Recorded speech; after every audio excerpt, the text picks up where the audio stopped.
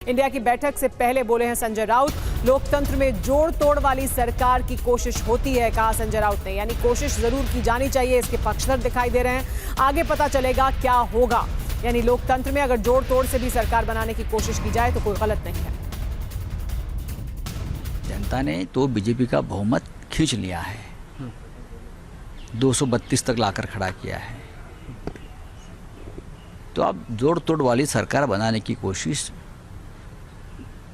हो रही है तो करने दो। डेमोक्रेसी है, लोकतंत्र है, लोकतंत्र में ऐसी कोशिश होती है।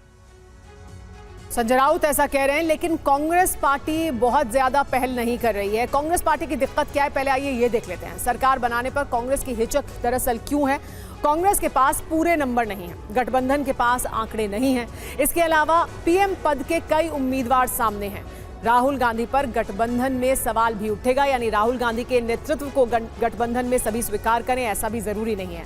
संगठन की मजबूती ज्यादा जरूरी है। ऐसा लगता है कि कांग्रेस पार्टी उसको प्राथमिकता दे रही है और इस वजह से हिचक रही है, सीधे सामने इस मुद्दे पर मुखर होकर सामने नहीं आ रही है। हमारे साथ पीयूष हमारे साथ जुड़े हुए, हमारे सहयोगी पीयूष पांडे। ये जो लगातार बयान दिया जा रहा है, कल राहुल गांधी ने भी कहा कि बहुत थिन लाइन है, हम इस पर बयान नहीं देंगे, सहयोगियों के साथ चर्चा करेंगे।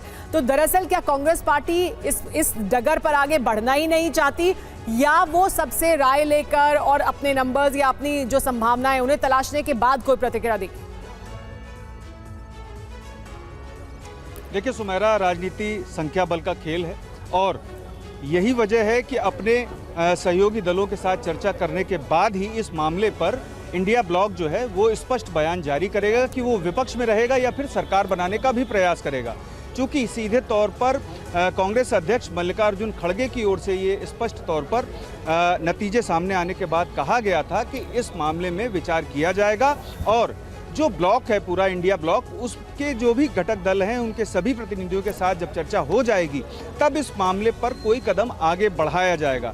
तो हमें थोड़ी देर और इंतज़ार करना है। जब 6 बजे बैठक शुरू होगी उसके बाद जब इस पर विचार विमर्श हो जाएगा तो ये सीधी तस्वीर स्पष्ट हो जाएगी कि आखिर जो इंडिया ब्लॉक है वो विपक्ष में बैठेगा या फिर जोड़ तोड़ करके सरकार बनाने की भी कोशिश करेगा।